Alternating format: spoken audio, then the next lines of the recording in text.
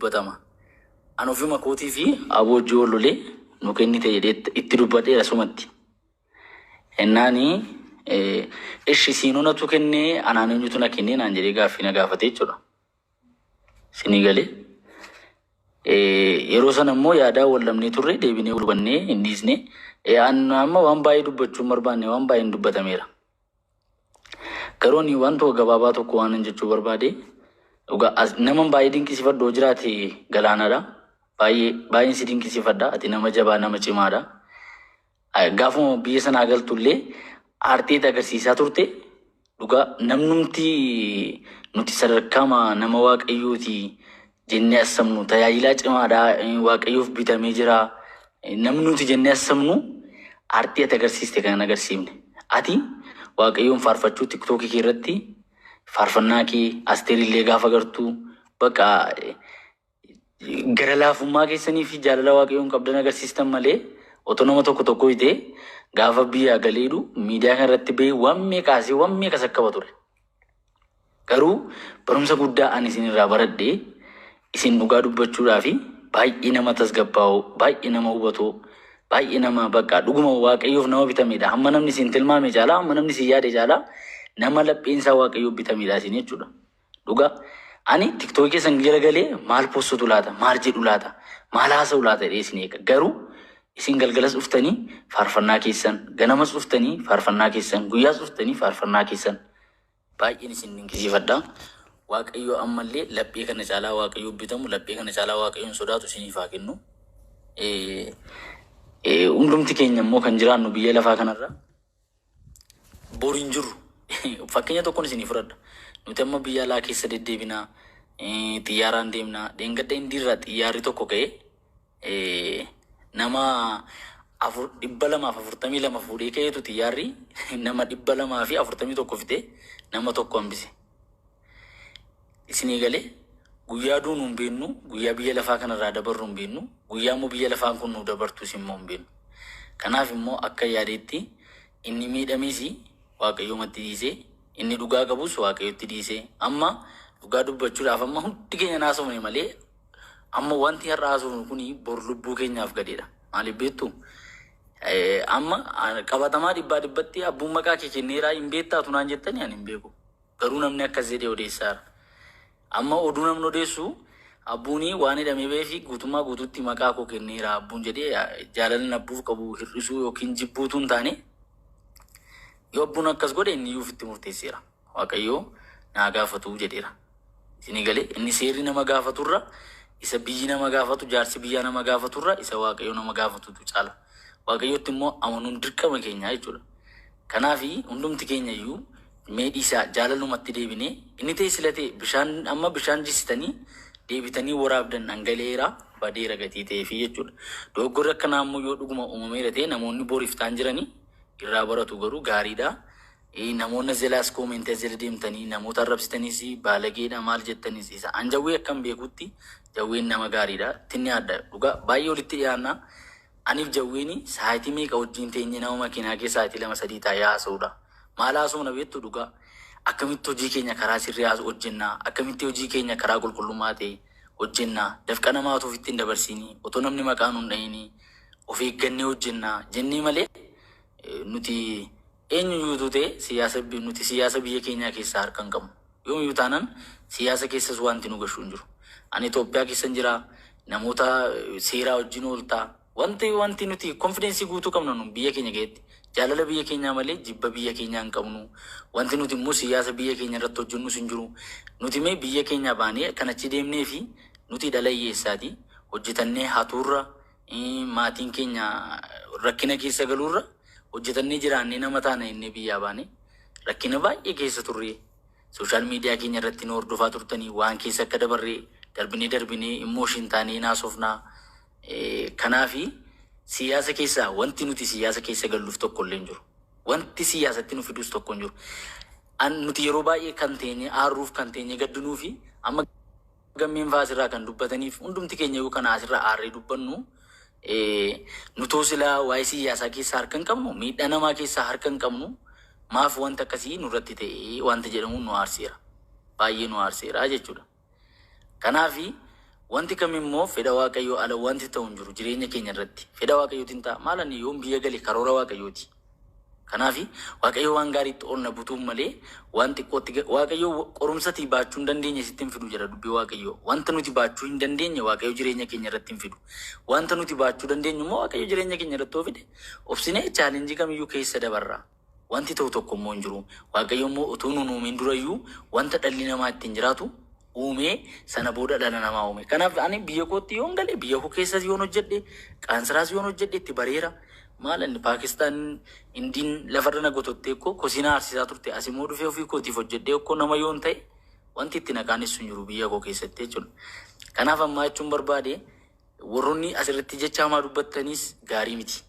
Guyyaa isin itti jecha hamaa dubbattan kun akka isheen bakkee baatee mul'attu hin barbaanne bakkee baatee isin mul'attee isin qaanessiti. Amma asirraa namoonni walitti qabaman namoonni wal lolan hin araaramu booriftaan. Namoonni ajaa'ibii taatee jaldeem ta'in namoonni walitti naqatan garuu taasisabbiidhaan haftu. Bara darbuuf immoo jecha hin dabarre haasa'uun gaarii miti. Dhuguma immoo obboleessa keenyatti bilbilameera. Obboleessi keenya immoo yakka tokko tuun qabaatiin mufatee gara biyyaa dhufeera. Warri kaanis immoo akkasuma yakka tokko tuun qabaatiin darbatamanii dhufaniiru. Waaqayyo immoo hin keessa isaaniin. Waaqayyo isaan uume biyya sana akkoo hin nanna jedhanii abjuu isaanii ijoollummaa miti. Eenyuyyuu taanaan biyya kan filatu biyya Ameerikaa, Kanaadaa, biyya gurguddaa filata. Maaliifi biyya lammummaan namaa kennamu, biyyatti barumsa firii deemiidhaan barattu, biyya wantoota garaagaraa si rakkisne biyya sana filata. Biyya akkasa nanna jennee yaadne waaqayyootu nu geesse yoo gallees immoo fedha waaqayyooti. Fedha waaqayyoo ala immoo wanti jireenya keenya irratti ta'e tokko hin jiru. Wanti ta'us hin jiru. Wanti nama yaaddessuus hin jiru. Kanaafi hundumti keessaniyyuu bara kana hin dabartii waan ta'eef guyyaan kunis hin dabartii waan ta'eef hamaa walitti dubbannu irra walii dabarree namni dhuguma immooshin hin ta'a.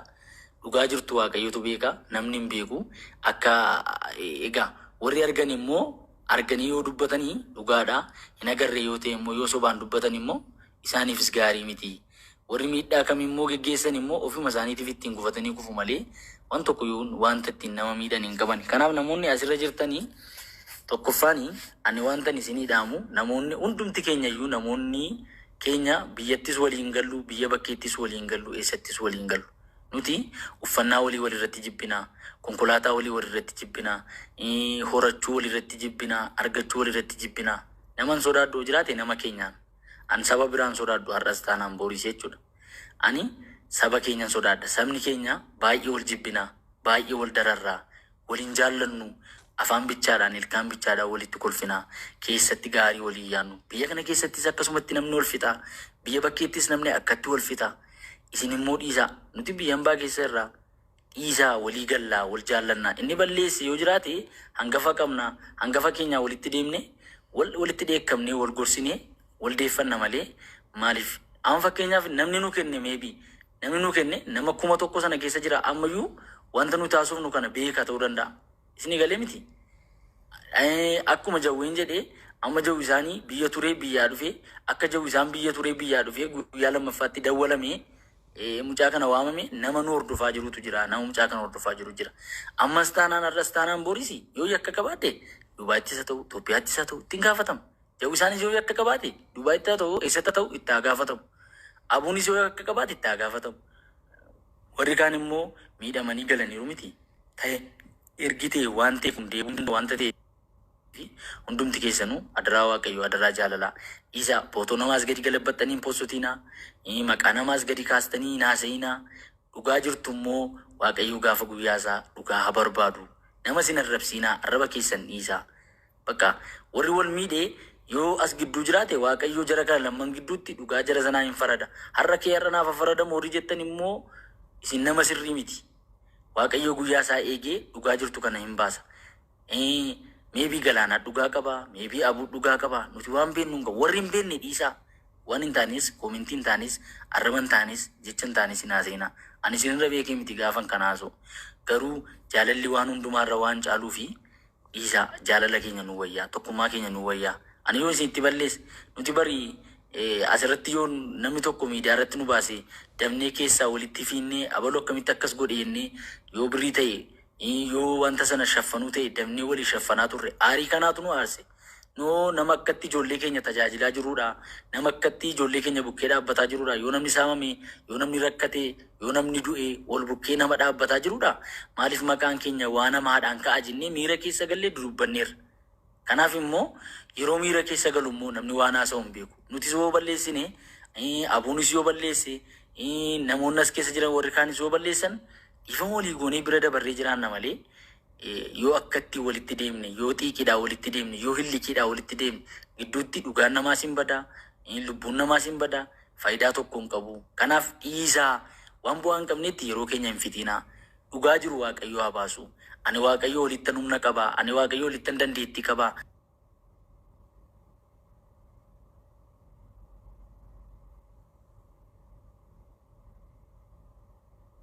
Warri jettan immoo Waaqayyoon ta'a dhaggeeffadhaa. Guyyaa Waaqayyootti immoo wanti hin taane hin jiru. Namni guyyaa Waaqayyoo taa'ee hin immoo tokkittiin hin jiru.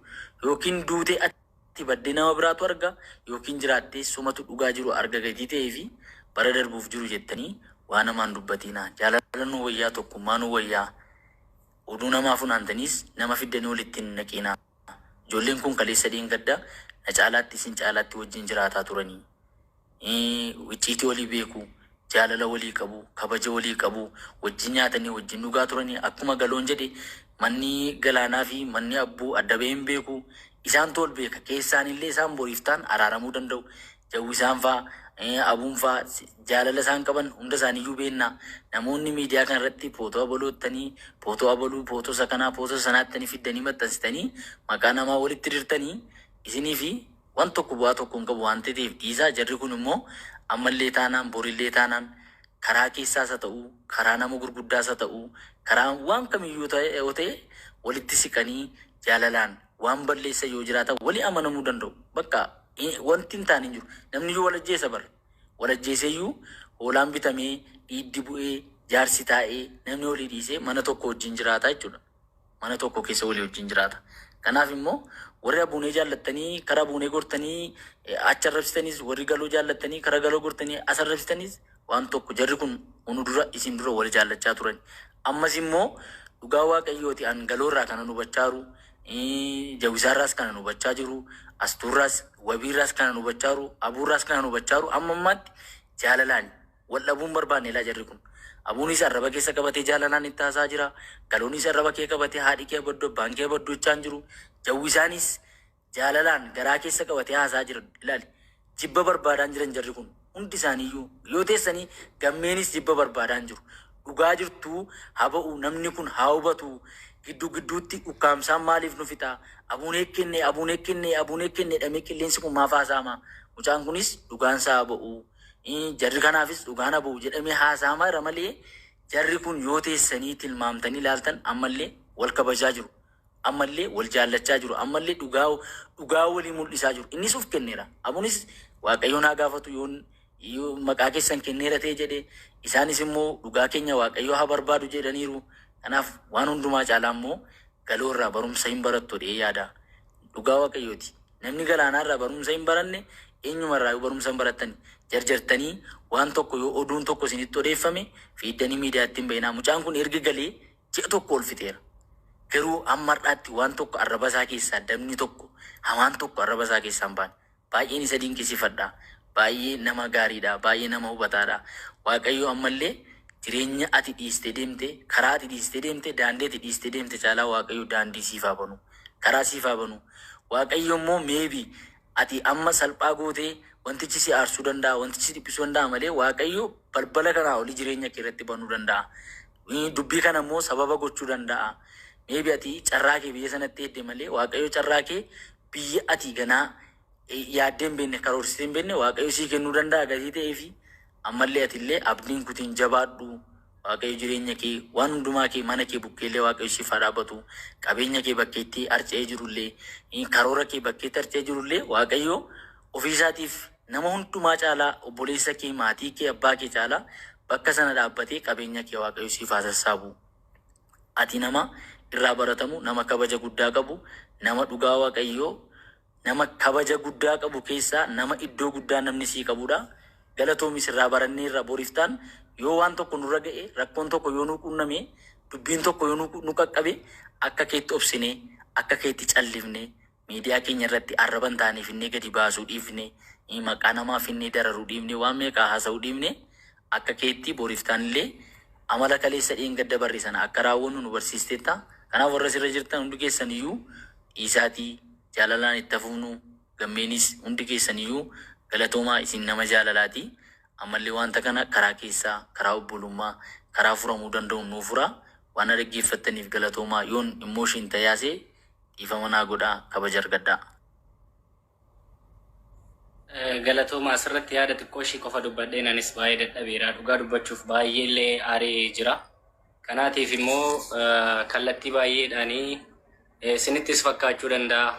Anattis immoo fakkaachuu danda'a. Namoonni baay'een dhugaan ijoollee kanaa akka na bira jiruttidha kan isin beektan hundi keessaniyyuu. Namni asirraa namni 600 miti nama 1000 ture. Dhugaan ijoollee kanaa muluun abbuu bira jiraadha. Walumaa galatti anis kana jala mureen beeka. Kanaatiif iyyuu ani ammas yoo wantan afaan galaanaa fi odoon dhugumayyuu afaan galaanaa fi asteerirraa akkuma wabiin jedhe sana akkasuma naan jedhani tokko hedduullee nan gammada baay'eellee nan jaaladha. Ijoollee kana dhugumallee anatu sin kenneedheeniin odoo akkas jedheeni jechaadha. Anatu sin kenneedheeniin hankoo dhugaan gaafa barbaade yoo deebite ijoollee kana dhiifama gaafadha jechuudha. Na hubadha arrabaaf hin jarjartu. Koomentii waan barbaaddan naa barreessaa waan barbaaddan jechuudha.